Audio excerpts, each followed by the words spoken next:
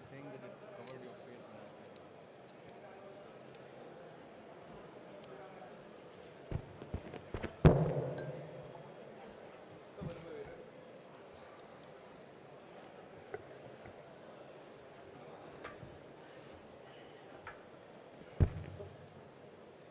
Sir, shuru kar. A very good afternoon to all of you. Thank you for coming at short notice to this press conference on behalf of the G20 Presidency. To give us a sense of the recent developments that have taken place, we have the pleasure of having with us Honorable External Affairs Minister Dr. S. Jaishankar, Honorable Finance Minister Madam Nirmala Sitharaman, Sherpa, Amitabh Kant sir, Secretary DEA, also Foreign Secretary sir, as well as Shri Shingla, Chief Coordinator of the G20. They will make brief opening statements, after which we'll open the floor for questions. Please note that we may not be able to accommodate all your questions given the time limit, but I would request now, sir, if you would like to take the floor first. Thank you. Thank you very much. Friends from the media, it is a great pleasure for all of us to speak to you even as the G20 Summit deliberations continue. You may be aware that at the start of the second session, the Summit has adopted the G20 New Delhi Leaders' Declaration. What I would like to do is to give you an overarching perspective of India's G20 presidency. Thereafter, I would request my colleague, Finance Minister Nirmala Sitharaman, to speak about the key outcomes from the finance track. The Indian G20 Sherpa, Amitabh Kant, will then similarly speak on the results of the Sherpa track. We would thereafter be very glad to respond to your questions and comments. The message of our presidency, as you are all aware, is that we are one earth, one family, and we share one future. This draws the entire proceedings of the New Delhi Summit are in fact organized accordingly, with 3 sessions devoted to each aspect of this theme. Now, reflecting this approach, we have consciously sought to make this G20 as inclusive and broad-based as possible. It is witnessing the participation of obviously its 20 member states, 9 invitee nations, and 14 international organizations. It is a matter of particular satisfaction for us that the African Union has this morning become a permanent member of the G20, that too during the Indian presidency. This is in keeping with the priority that we attach to addressing the urgent concerns of the Global South. You would recall that at the beginning of our presidency, at Prime Minister Modi's initiative, 125 nations were consulted to express the voice of the Global South. In terms of its organization and program, the Indian presidency, if I may say so, has been exceptional. Events have been spread across 60 cities, which are truly across the length and breadth of India. There has been a popular participation and a societal involvement of an extraordinary degree. The interest in G20 proceedings have been particularly strong among our youth. It has been an opportunity to showcase our culture, traditions, and heritage as well. The G20 has contributed to making India world ready and the world India ready. The declaration that the leaders have agreed on today focuses on promoting strong, sustainable, balanced, and inclusive growth. It seeks to accelerate progress on SDGs and has come up with an action plan accordingly. It envisages a green development pact for a sustainable future. It endorses high-level principles on lifestyle for sustainable development, voluntary principles on hydrogen, the Chennai Principles for a Sustainable and Resilient Blue Economy, and the Deccan Principles on Food Security and Nutrition, among others. The transformative and inclusive role of technology has been highlighted with a focus on digital public infrastructure. The Indian Presidency's proposal of a One Future Alliance has also been noted. The G20 has reaffirmed the fundamental importance of gender equality and committed to halve the digital gender gap by 2030. Recognizing that the post-pandemic world order must necessarily be different from the world before it, the leaders have also emphasized the need to reinvigorate multilateralism and reform international financial institutions. This is particularly relevant to managing global debt vulnerabilities.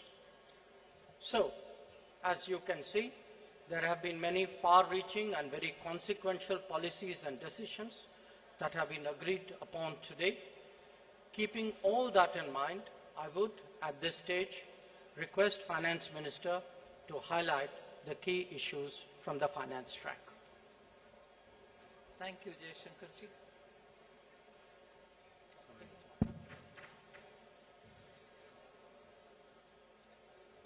As was said by the External Affairs Minister, under the guidance of Honorable Prime Minister, India's G20 presidency has worked for the theme One Earth, One Family, One Future. So today we are in a position to adopt, through the finance track, people-centric, action-oriented and far-sighted approach, and as a result of which several outcomes of the finance track will certainly reflect these objectives with which we started the negotiations. It has been very clear in our mind that we should ensure that no one is left behind in our pursuit of global solutions. So we have endeavored to support countries, especially those from the global south, to be an integral part of the global decision-making process. The G20, as you all know, is a very diverse group. Each country is at different milestones of economic development, and their trajectory is also very different in achieving their developmental goals. So through well-curated debates and careful assimilation of all the perspectives, the Indian presidency has crafted solutions that resonate with each member, offering a shared path forward for all. Many action-oriented outcomes of this presidency contain comprehensive strategies that cater to the unique needs and aspirations of all developing nations. We assumed the presidency at a challenging time of geopolitical tension. The Indian presidency has worked to ensure that these divergences don't overshadow the core developmental outcomes or concerns of the global community that demand collaborative solutions. So today, as I look back at the 10 months of Indian presidency, I am left with gratitude and satisfaction. I can confidently state that the Indian G20 presidency has walked the talk. Now, let me share with you just some of the key achievements of the Indian presidency, the finance track. First one is the outcomes which are focused on strengthening the MDBs to address shared global challenges of the 21st century. So under this strengthening MDBs, there are 4 key highlights that I'd like to bring to your notice. The first one is agreement on the need for a better, bigger, and more effective MDBs. It is so necessary to have better, bigger, and more effective MDBs because the developmental demands from all across the globe is so high, these institutions will have to be better and bigger. This is also going to contribute to enhancing representation and voice of developing countries in the decision making. The second under the MDBs, strengthening of MDBs, is the G20 independent expert group on strengthening MDBs, and this was established and it has submitted its volume 1. The first report, their report consists of 2 volumes. The first volume has already been submitted. The report recommends a triple agenda that dovetails with the call for the bigger, better and more effective MDBs. The third point in strengthening MDBs is the agreement to collectively work towards boosting World Bank's financing capacity. Here the options will be explored that will deliver a powerful boost to the IBRD headroom to support low-income and middle-income countries. And the fourth, endorsement for the G20 roadmap for implementation of the recommendations of an independent panel on capital adequacy framework of the MDBs. So the CAF recommendations are focused on enabling MDBs to use their existing resources effectively. The roadmap estimates, this is going to be of interest for the media, the roadmap estimates that implementation of the CAF and the measures thereby will potentially yield additional lending headroom of approximately $200 billion over the next decade. So through these achievements, India has harnessed the opportunity provided by the G20 presidency to effectively articulate and embed the priorities of the global south in the larger global conversation on the MDB reforms. I move to the second, laying the building blocks for a globally coordinated and comprehensive policy and regulatory framework for crypto assets. The global push for clearer policies on crypto assets has gained momentum under the Indian presidency, and a global consensus is emerging on the same. The presidency will support the IMF and the FSB, and FSB is also setting the contours of the regulatory framework for a globally coordinated approach to crypto assets. So the presidency, with the support of IMF and the FSB, is setting these contours. The IMF and FSB synthesis paper, about which I've spoken to the media earlier, including a roadmap. On that, I just want to give my observation. This synthesis paper delves into how the policy and regulatory frameworks developed by the IMF and the FSB, alongside the other standard-setting bodies, will fit together and interact with each other. This paper is now available in the public domain for all of you all to see. The third one, which I'd like to draw your attention to, is the financial inclusion and productivity gains through digital public infrastructure. India, as you all are aware, through the India Stack, became the first country to develop all 3 foundational DPIs: the digital identity, the real-time fast payment, and a platform to safely share personal data without compromising privacy. So embedded this concept in the G20 financial inclusion agenda by formulating G20 policy recommendations for advancing financial inclusion and productivity gains through digital public infrastructure. This set of recommendations cover 5 aspects: use of DPIs and accelerating financial inclusion, fostering well-designed DPIs, regulatory and supervisory aspects of DPI, institutional and governance arrangements by DPI, and ensuring customer protection. So DPI has also been integrated into the G20 Financial Inclusion Action Plan, the FIAP, which will run between 2024 and 2026. That's a strong legacy of the Indian presidency. We also assume the co-chair of the Global Partnership for Financial Inclusion the implementation of the Financial Inclusion Action Plan, as well as the policy recommendations on DPI, will remain as areas that will continue to be heard across the G20 forum.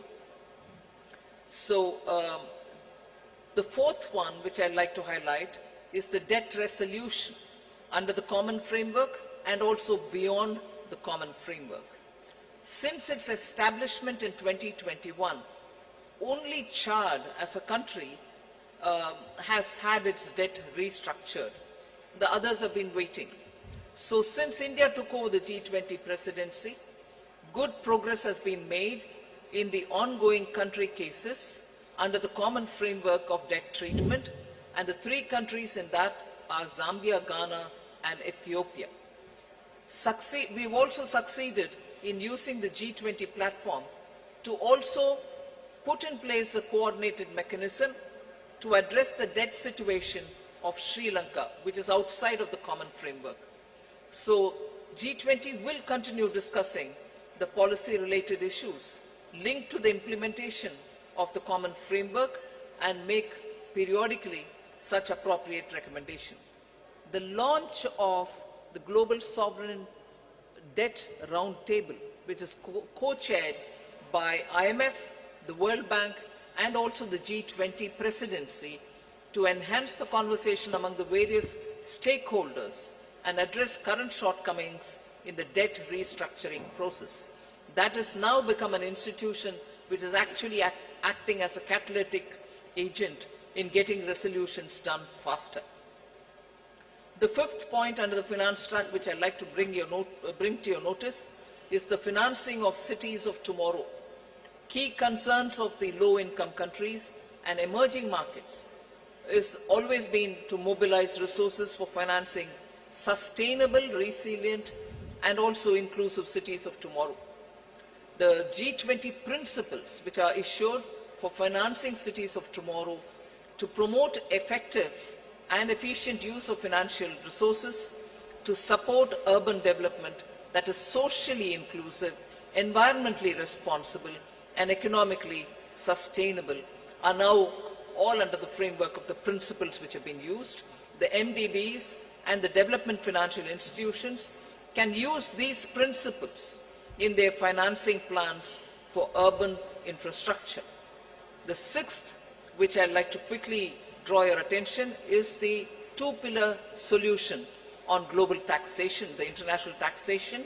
We've made substantial progress in the two-pillar solution, and the work has also happened on the exchange of information on immovable property transactions between countries.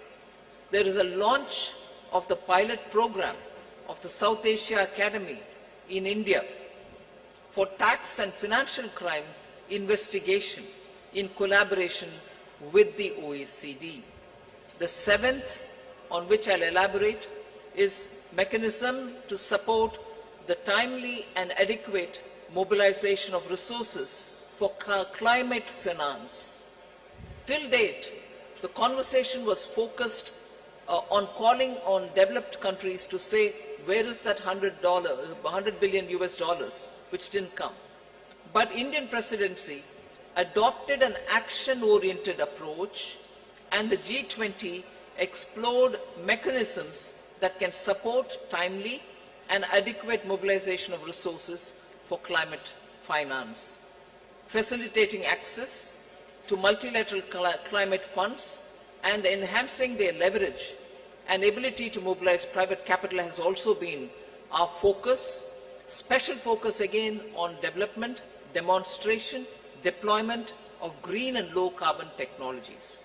Now the list of outcomes, I've pointed out 7, just 3 more which I'll not go into the detail, but you can take it as enough has been done on that. I'll also put it out for your consideration.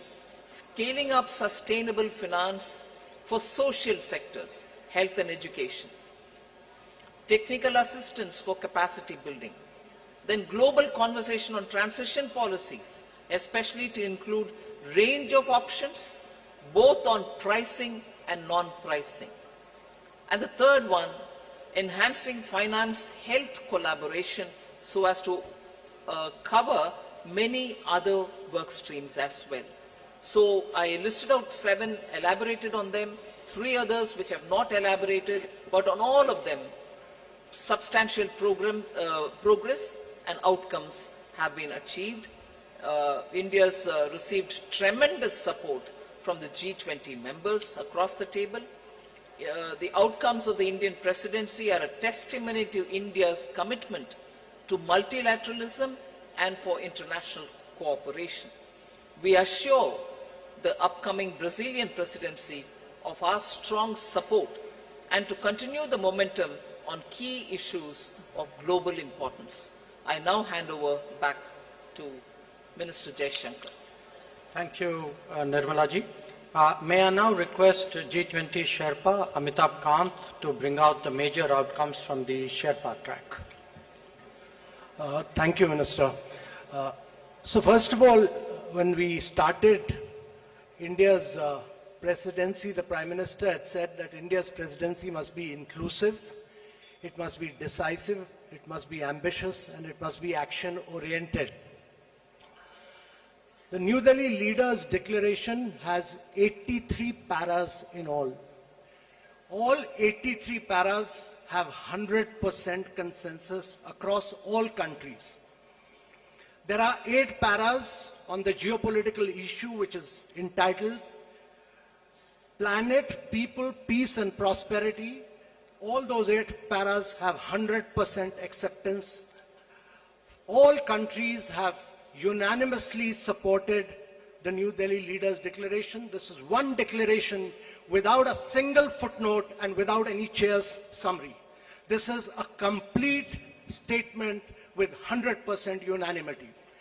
This demonstrates both the Prime Minister's and India's great ability to bring all developing countries, all emerging markets, all developed countries, China, Russia, everybody together on the same table and bring consensus. Secondly, this has been the most ambitious presidency in G20's history ever, because the number of outcomes it has, both the outcomes and the annexed documents, are about 112, which is more than 2.5 times which has ever been achieved before. Thirdly, this presidency, if you go through the New Delhi Leaders' Declaration, it has a huge India narrative, it has a huge India footprint, whether you look at the Deccan high-level principles on food security, whether you look at the Chennai high-level principles for blue ocean economy, whether you look at the Goa roadmap for tourism, whether you look at the Gandhinagar implementation roadmap for land restoration, or Jaipur call for enhanced MSMEs, all this will leave a huge footprint of India in G20.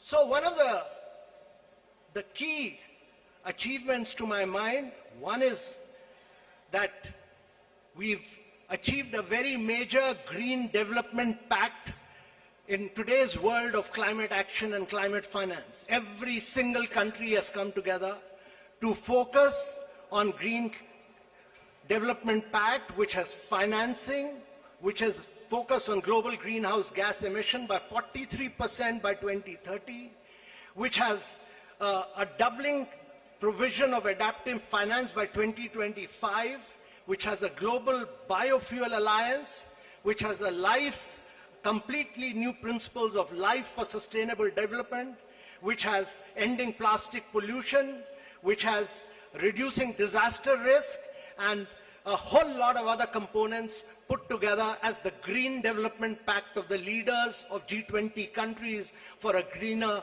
world of tomorrow.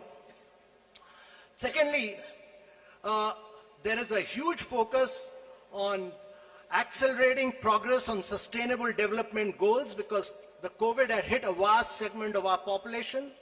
There's a G20 action plan to accelerate progress on SDGs. There is a huge focus on education, health, nutrition. There's a huge focus on creative industries like culture as a transformation for SDGs. And there is a huge focus on inclusive and resilient growth in this entire things, some of which, most of which the finance minister has spoken about, so I'm not talking. But I think one of the biggest achievements of this New Delhi Leaders Declaration is what we've achieved on women-led development with a massive focus on women empowerment and gender equality.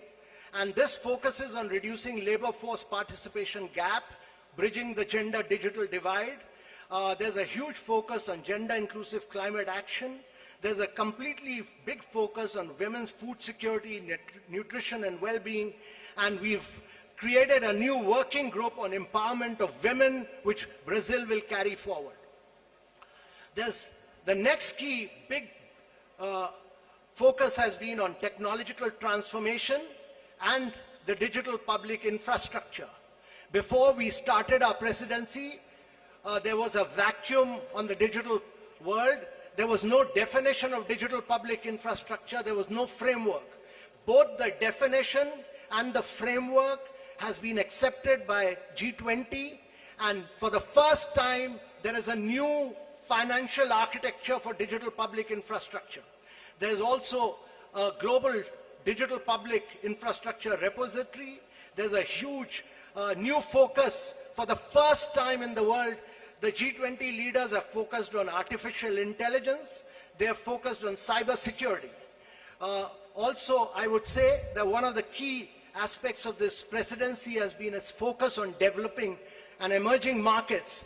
No document of G20 has had such an immense focus on developing and emerging markets and the voice of the global south as this particular document has.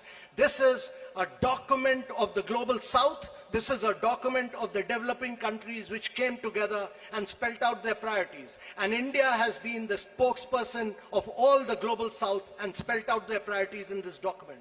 This document also condemns terrorism. It denies terrorist groups safe haven and freedom of operation and many other things.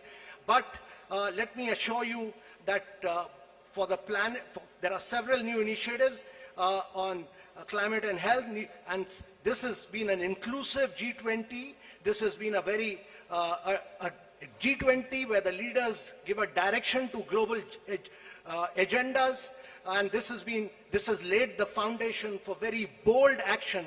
But more than anything else, it has amplified the voice of global south. It has also demonstrated that India has a huge capacity of bringing the world together and leading the world in developmental and geopolitical issues as well. So thank you very much, ladies and gentlemen. Thank you, Amitabh. Following up on my colleagues, let me add a few more remarks. While noting that the G20 is not the platform to resolve geopolitical and security issues, the leaders recognized that they can have significant consequences for the global economy. In particular, they dwelt on the ongoing war in Ukraine and the impact it has had, especially on developing and least developing nations still recovering from the pandemic and economic disruption. The 3 F's, food, fuel, and fertilizers, were issues of special concern. Another subject that was addressed by them, as the Sherpa noted, was countering terrorism and money laundering.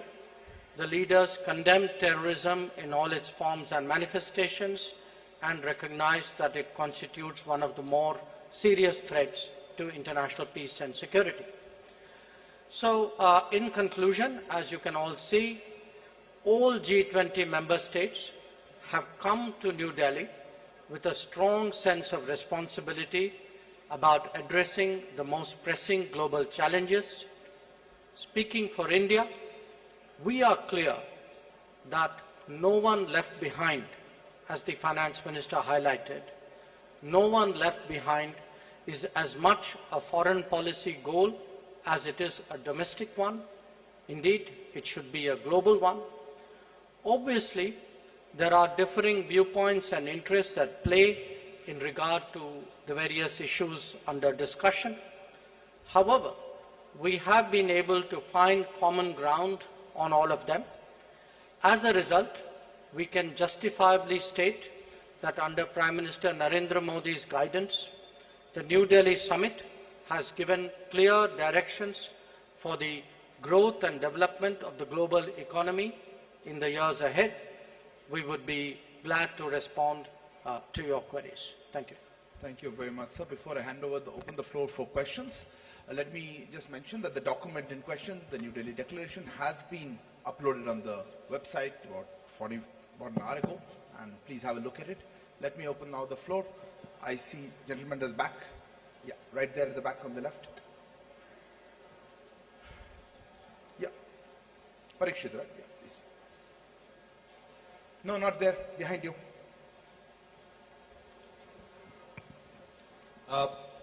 One question to... Please introduce yourself and the organization. I'm Parikshit Luthra from CNBC TV18. My question to Minister Jaishankar and G20 Sherpa Amitabh, Kant, and also Finance Minister Nirmala Sitharaman.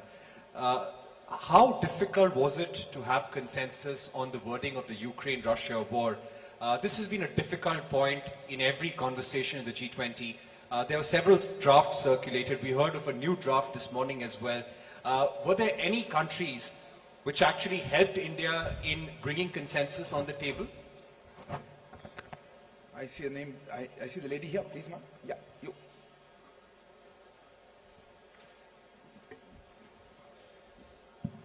Ma'am, good afternoon. My name is Ruchi Bhatia from Bloomberg News. The Ukraine paragraphs also mention about the work that Turkey did with respect to getting some sort of a consensus on the issue of the Black Sea grain deal as well. Where are things with respect to that, and can we expect any movement on that critical issue anytime soon, because it does concern several nations across the globe? Thank you. There's a hand there, the gentleman, yeah, right at the back on the left. Microphone, please.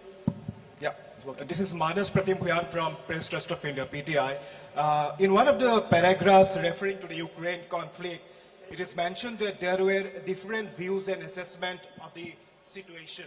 So, how do you explain this line about having differences on the Ukraine crisis? The question to Foreign Minister or the G20 Sherpa. Gentleman here. Hi, this is Ashish Singh from the Geostrata.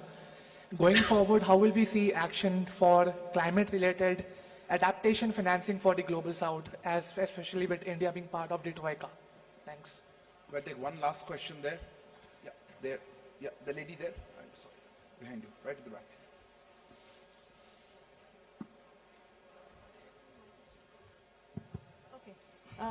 Hi, I'm Hamna from Brute. I wanted to know, does India see itself as the leader of the Global South, and how did it assume this role? Because there's been a lot of conversation about bringing the Global South together. So, yeah. Sir, may I? I didn't get the last one. How does India see itself as leader of the Global South? Where is this lady? I'll just go with the stop then I'll let me respond to some of the questions, and then I'd like to request the Sherpa to come in on that after me. How difficult was it to forge consensus on the Ukraine issue? This, as we have pointed out, is a declaration of 83 paragraphs. It has a lot of content. There are a lot of subjects which have been covered, some of which we have spoken about. But obviously, because of the ongoing conflict, the strong views about it, considerable time was spent, especially in the last few days, in regard to geopolitical issues, which really centered around the war in Ukraine. The question, who helped? I mean, eventually everybody helped, because everybody came together for the consensus. But I think if Sherpa would bear me out, I think the emerging markets took a particular lead on this, and many of us have a strong history of working together.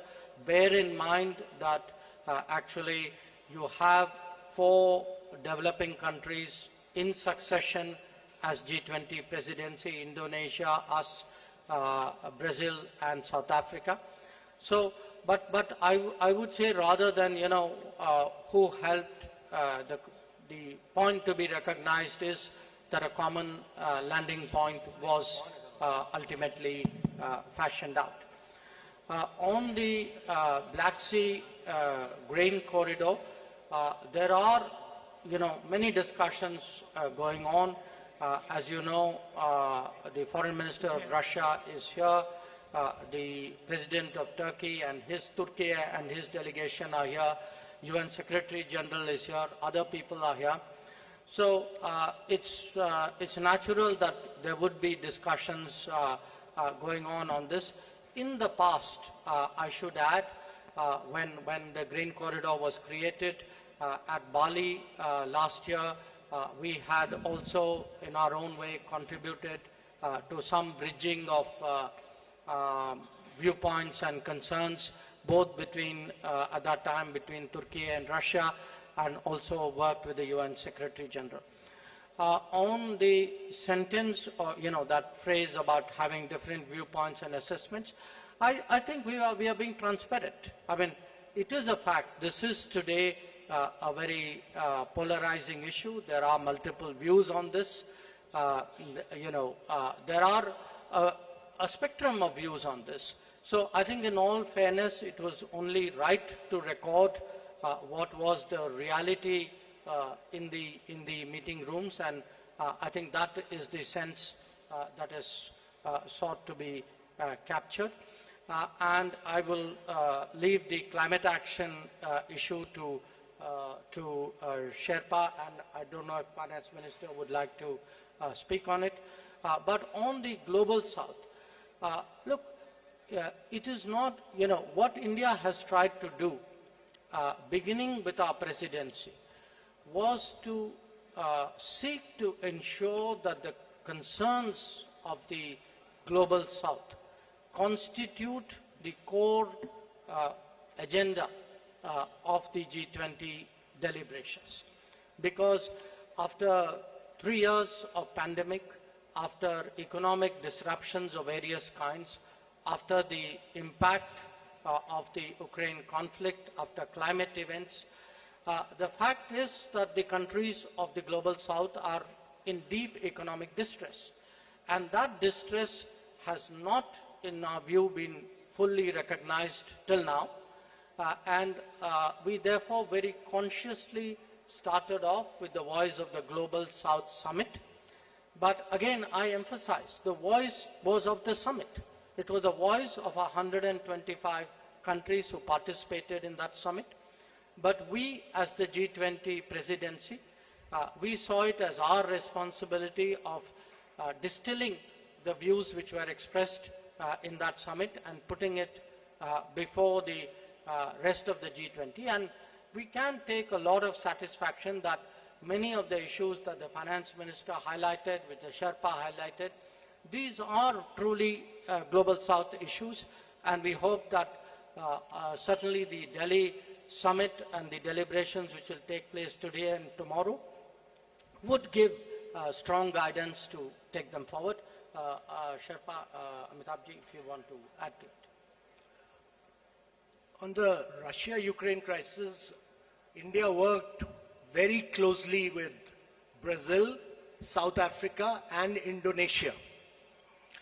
And I want to say that it was the emerging markets which played a very key role. India worked with all the emerging markets which played a very key role. There was very tough, very ruthless negotiations which went on for several days non-stop. And I really feel that in the end, the issue was clinched because of the leadership of the Prime Minister, because eventually we had to say that the leader wants it, and this has to be delivered. And secondly, I really want to thank Mr. Jaishankar. I constantly took his advice, and he guided me, and he gave me two really outstanding officers. One was Naidu, Nag Naidu, who's a very outstanding officer and very enthusiastic, motivated young officer who worked with me, Inam Gambhir. They did a really outstanding job as far as the geopolitical issues concerned. I had two other Foreign Service officers who've done brilliant work, Abhay Thakur and Ashish Sinha, on different aspects. But on geopolitics, they've done a really spectacular work. So it was really great teamwork. It was just brilliant teamwork by India, which has enabled us to achieve consensus on an issue on which the world has evaded any consensus. Even the Bali document which we talk about, actually we could not move forward with it because we could not arrive consensus in it for the first meeting. And on climate, let me tell you that this is one of the most ambitious document on climate because it talks about almost 5.9. It moves first the language from billions to trillions, and secondly, it talks about 5.9 trillion requirement for the presidency and for the G20 countries. And it lays a huge focus on life principles. It lays a huge focus on reforms of the multilateral institutions because they were designed for the World War II and not for climate action. So all of these, it talks about new financing instruments, many other things, but in totality, if you look at it, it's probably the most vibrant, the most dynamic, and the most ambitious document on climate action that has come out anywhere. Finance Minister. Just to add one line on the climate finance matter, the question was raised whether mitigation is being dealt with or not.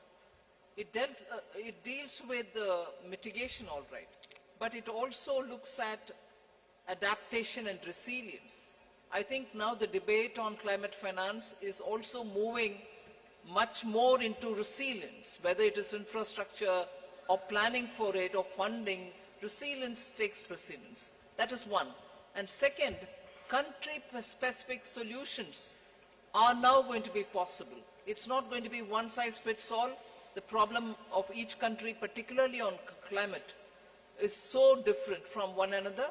So this Delhi Declaration and also the discussions which were held during India presidency has focused on that. And thirdly, pricing and non-pricing tools are also now available for countries to adopt. It is not just going to be price it if it is carbon intensive and forget the others. Countries do demand pricing as one of the tools, but non-pricing solutions are also going to be carbon emission levels. Thank you. I'll open there's a lady here. Yeah, please. It's okay. No. Ma'am, the microphone's already there. Yeah, go ahead, ma'am. You have the microphone.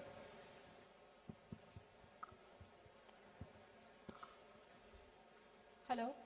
Yeah. Good evening to the panel. This is Priyashmita. I'm from Informist Media. My question is directed to ma'am. That is, now that there is a global acceptance of the fact, or at least a G20 acceptance of the fact regarding food and energy security, what is the immediate ramification on inflation and growth forecast, both domestically and globally, that you see? Thank you. Well, globally, I think it will have... Oh, sorry. We can take questions together. Okay. Yeah, gentleman there. Yeah, you. The gentleman there who's put his hand up, if you could give the microphone to him. Yeah, thank you. No, not him, not him. I'll come to you, sir. I'll come to you in a minute. Person in front of you. Hold on there at the back. Yes, sir, you go ahead. You had the floor. Yeah, go ahead. No, not you, sir. Okay, since you have the microphone, go ahead. Go ahead. I don't want to waste time. Go ahead. Hi, Stephen Borwick of Nikkei Asia. My question is for Foreign Minister Jaishankar. Is today's achievement a step towards achieving what India has described as a world of greater multi-alignment, as opposed to the more old-fashioned sense of an international rules-based order? Thank you. Yes, sir. You had the microphone. Go ahead. Is the microphone on? Yeah. Thank you very much. I just wanted Mr. Minister Jaishankar. Please introduce yourself. Dr. Wail Awad from Sana, correspondent in India. Mr. Jaishankar, Honorable Minister, when you talked of the counter-terrorism measure, how serious was the members of the G20 and fighting terrorism together. Thank you. Yes, ma'am. You had a hand up quite someone. Yes, you right here, second row.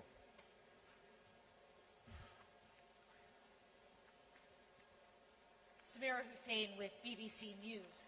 I want to go back to Russia, and if you look at the language that was used in Bali, and you look at the language that was used now, gone is any reference to Russia and its aggression. Were those concessions made in order to get Russia to sign on? And do you think the weight of this has been watered down? And does that take away from its importance, especially when you're talking about fuel and food security?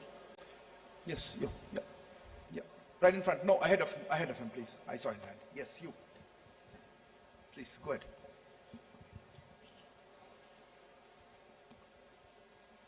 Hello. Yeah, sir, Rishikesh from the Press Trust of India. Everyone must surprised by this outcome. My question is that the personal bonding of PM Modi with President Biden and Russian President Putin, what was their contribution to bring this declaration? And did you have one question or two questions? One more. There was a gentleman there. Yeah, sitting there. Yeah, behind you. Yeah, Pranay, go ahead. Sir, Pranay Upadhyay, who's Z News se. I'm from Z News. My question is this, that the inclusion of African Union in G20, it has been done in a record time, because in June the Prime Minister... इसमें शामिल है. क्या कुछ इसके पीछे हुआ, India ने इसमें कितना इन्वेस्ट किया इसकी लॉबिंग के लिए या इस प्रयास के लिए, थोड़ा अगर आप इस बारे में साझा कर सकें. India has made in this direction. Maybe Finance Minister would like to... On the inflation question, globally, of course, it's going to have an impact the moment it is executed. The understanding is executed and the grain movements start from Russia and from Ukraine. So, particularly countries which have been hard-pressed, which have originally and for a very long time depended on grains coming from these two countries, are now waiting to have that back again. As a result, I think it will cool off inflation, particularly in food grains. Domestically, we've had very little grains coming in. Except for edible oil, particularly sunflower oil, our imports have not been so much dependent on these countries. There are times when we've brought in extra edible oil, and therefore to that extent, yes, it will certainly have an impact on domestic inflation as well. But largely, India's domestic inflation is affected by vagaries of the monsoon or supply side problems. Global impact is not as much as countries which are outside dependent on grains coming completely for their consumption from outside. If I could respond to the question whether this is a world of monthly alignment. I mean, first of all, when we are talking about G20, let us remember that this is a forum for international economic cooperation. Its primary focus is on economic growth and development. And in a way, the G20 itself is a reflection of multipolarity. The fact that there was, in a way, the salience of G7 was a decade ago replaced by the salience of the G20. I think that itself was a statement. Now, what you see before you in terms of the leaders' declaration and the discussions that are going on are obviously discussions among a very broad, very diverse range of countries at different levels of economic development, whose economic and social, cultural composition is quite different from each other.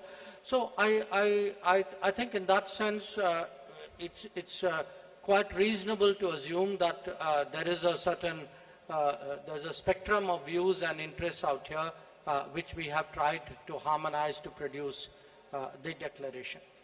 The question on counter-terrorism, what happens, I would draw your attention to paragraphs 74 and 75 of the Leaders' Declaration. 75 speaks about the role of the FATF because clearly the financing of terrorism is a very strong concern which the entire international community, not just the G20, shares. The 74 deals with illicit trafficking and diversion of small arms and light weapons. So I think these are concerns. So within the G20, I think these conversations are quite helpful, but obviously in terms of policy action, they will be carried into their particular mechanisms and forums which focus on the issue.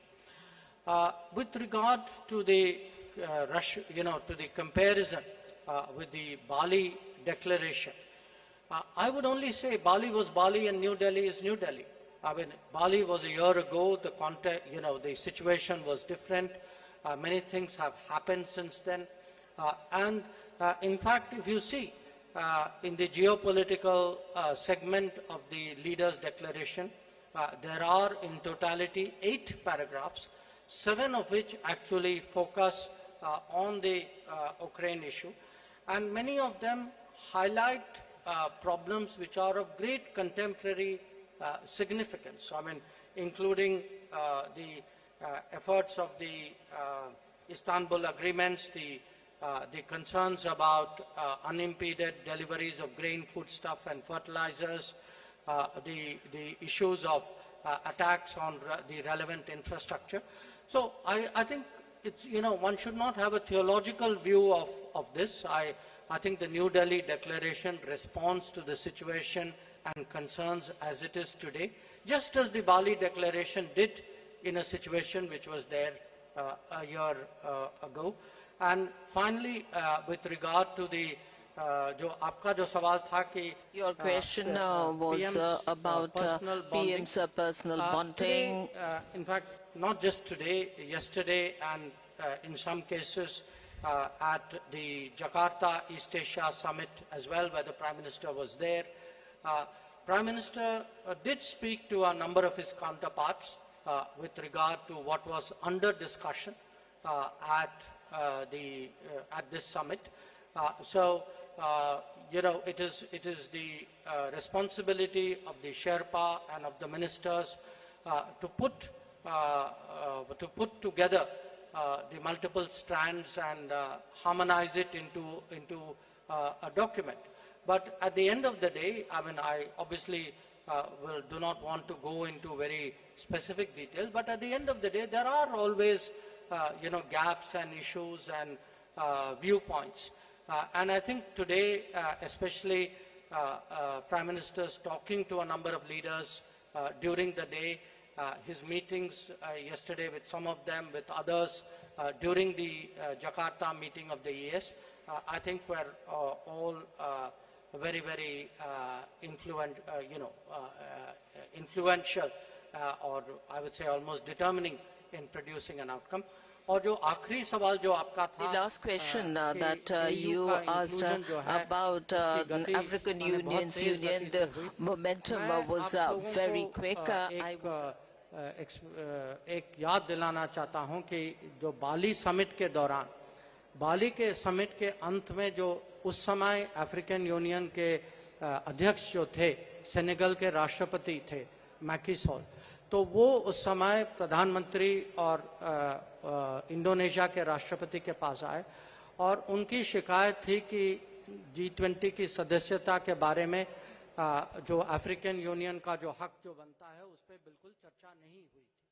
तो उस समय प्रधानमंत्री जी ने उनको आश्वासन दिया था that point in time that under G20 presidency it will certainly be done, and this is the guarantee of Modi, and you have seen that he has delivered this assurance that he had made, and during BRICS summit the Magnus, the then president, came to the Prime Minister and said that you had he reminded him that you had assured us and you really impacted it.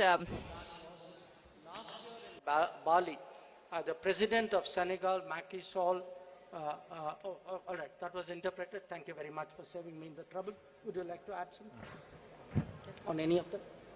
Is there, so we'll take a few more questions, or? I think one last Okay, one. I have a gentleman here. Yeah, go ahead. Microphone here with the gentleman in the front row. This is Nikhil from the BBC. The question is for the Finance Minister. You said that the G20 now has its own mechanism on climate finance. So does that mean that the $100 billion promise from the West or the developed countries is pretty much dead now? One more question. I had a hand somewhere here on the right. Yeah, that's the gentleman. Yeah, you, please, go ahead. Piche, right there. At the back, please, at the back. The gentleman there? Hi. No, it was the gentleman here. Yeah, you. Yeah. No, not there. You're behind you. Okay, if you've got the mic, just ask. We can't waste. This is Mithil from NBC News.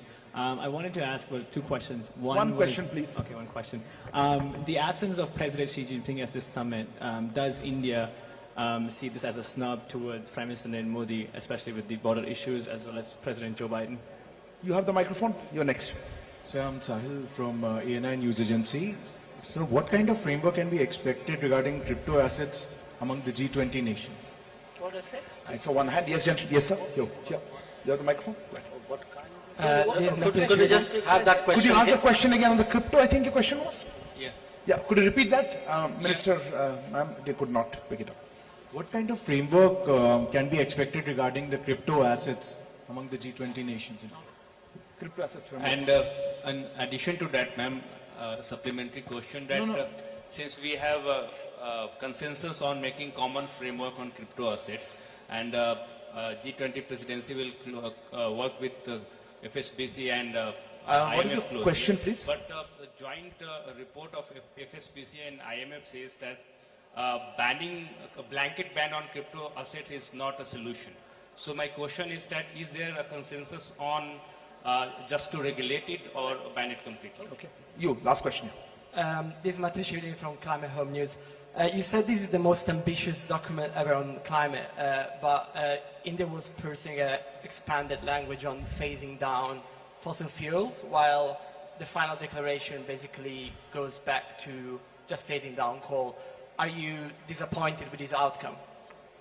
So I think we're running out of time, and I'll close here with that.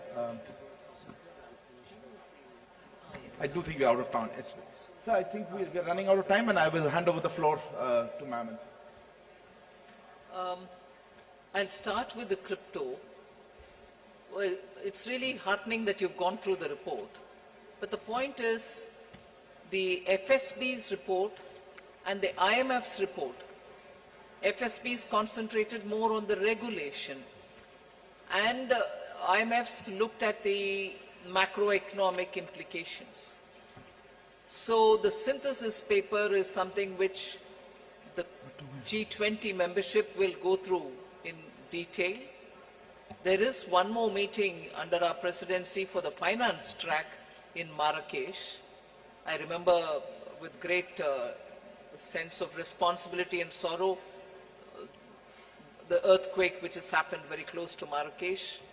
I hope the people of Morocco are in a position to take on, and I was glad to hear the Prime Minister during this session in the morning that India stands with Morocco and we will be ready to do any assistance that the government of Morocco would desire us to do.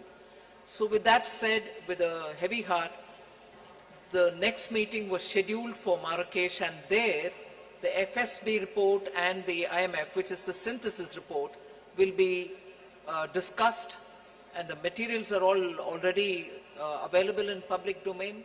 So it is for the membership to take a call as to how it wants to move on it. a framework or a template, whatever be it. I don't think we've given it a name as yet. And also to now discuss whether it is going to be a regulation only and not a ban. I'm not getting into that debate. It is the reports, the synthesis, and also the early IMF report, both of which have been discussed. You're right in saying this report says this. It's up to the G20 membership to take a call on how it wants to move forward. And that you'll get to know more during the autumn meet of the World Bank. There was a question on climate finance.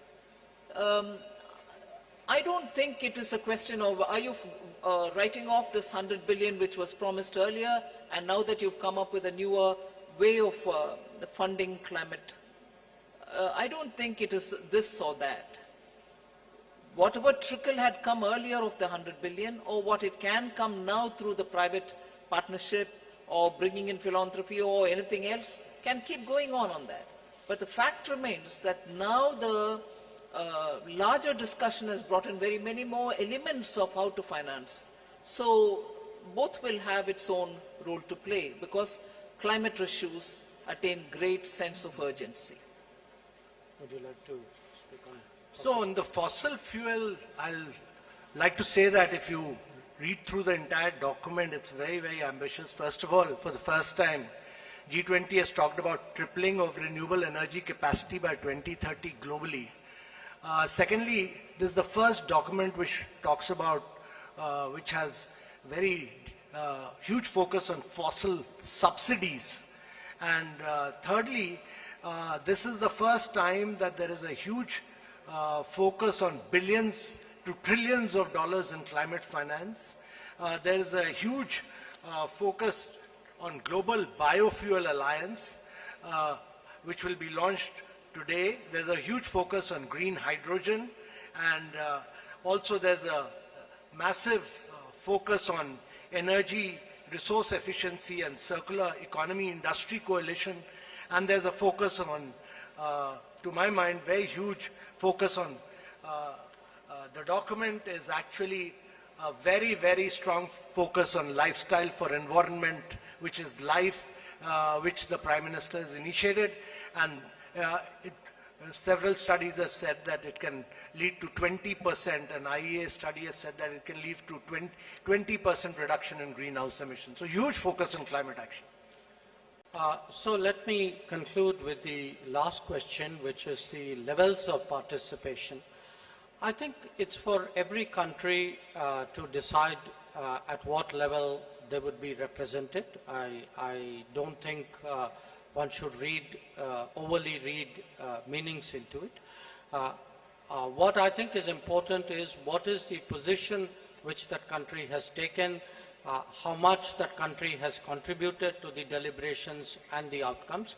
And I would say here that all the G20 members, and since the question was asked specifically about China, I would say China as well, that China was very supportive of the various outcomes, and it is only because the members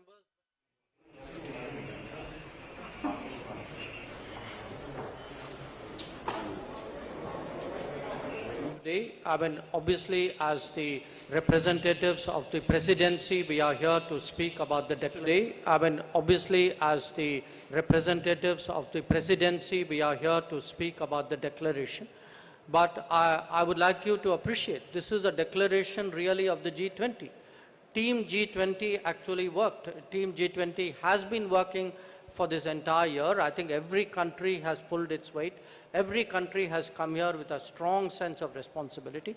And let me finally take the occasion to also underline that, we have a lot of colleagues in India. There are ministries and ministers and officials who in their ministerial tracks, because broadly the way it is organized, finance minister and her senior officials, manage the finance track. Sherpa manages the Sherpa track with the support of others. But there are a number of other ministerial tracks, and I think each one of them did their meetings, produced their outcomes, And I think their contribution, in a sense, Team India contribution, if you would, I think also deserves to be recognized. But at the end of the day, the leaders' declaration, in many ways, while it is a collaborative work, very much bears the imprint of the Prime Minister. It reflects his vision in many ways. There are a lot of ideas which came from him personally. Sherpa just mentioned life as an example, and I would say, and Biofuel Alliance is another one. And yes, the green hydrogen as well. So the point is, this has been led by the Prime Minister, but it has been a collective effort by all of us within the Indian government and the Indian system, but also all our colleagues in the G20, and I would like to take this occasion to really recognize that and appreciate that. Thank you. Thank you very much. Thank you, Honorable Minister Sherpa, as Finance Deputy and Chief Negotiator G20. Also to all of you for coming at short notice. Thank you and good afternoon.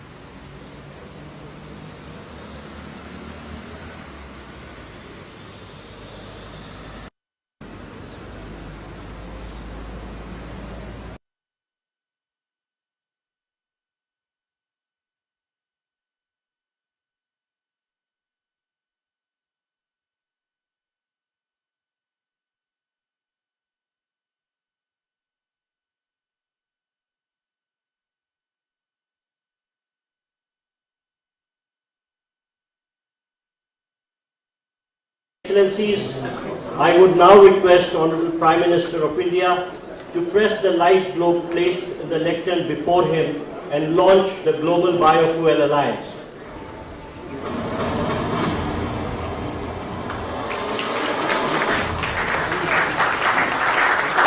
To support respective net zero targets, to solve the energy quadrilemma, to strengthen circular economy, and provide cost-effective and environmentally favorable alternative.